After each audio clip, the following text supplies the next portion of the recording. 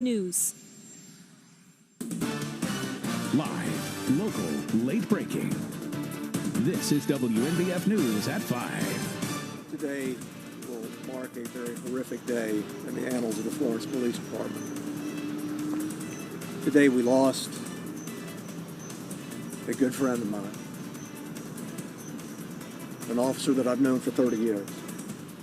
The Florence community coming together to remember the heroes lost after that ambush 1 year ago. What they're doing to honor them today. Plus, we hear from the families of Donna Major and Katie Skeen for the first time after Brandon Council's penalty was decided. Florence reporter Nia Watson joins us live from the courthouse.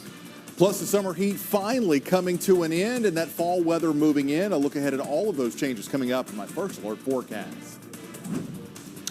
Good evening to you. It is 5 o'clock, and right now officers in Horry County say there's no threat to the community after an incident in Little River. Officers say they have arrested someone connected to this incident. It happened in the area of Punk Road about an hour ago. No specific details were given about that incident, but we're going to continue to update you on air and online.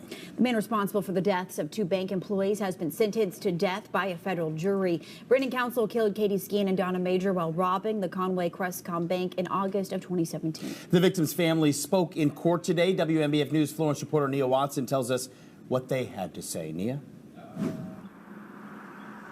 Eric Meredith, after almost 5.5 hours of deliberations, the jury sentenced Brandon Council to death instead of life in prison. Now, jurors believed the evidence showing Council intentionally killed two innocent women outweighed his traumatic childhood.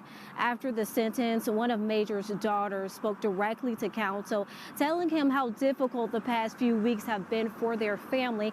Skeen's mother also addressed Council, telling him how she will never forgive him, but that she doesn't hate him.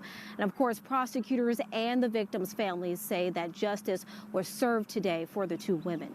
Live in Florence, Nia Watson, WMBF News. Today, October 3rd, marks a year since Sergeant Terrence Caraway and investigator Farrah Turner was shot during an ambush in the Vintage Place neighborhood in Florence County. The alleged shooter, Fred Hopkins, opened fire at officers in the attack, allegedly injuring a total of 5 officers, including Caraway, who died at the scene, and Turner, who would pass from her injuries a few weeks later. Tonight, family, friends, co-workers, and the community are getting together to celebrate the lives of both of those heroes. It's happening at the Francis Marion University Performing Arts Center. That's in downtown Florence, and that's where we find Patrick Lloyd tonight. Good evening, Patrick.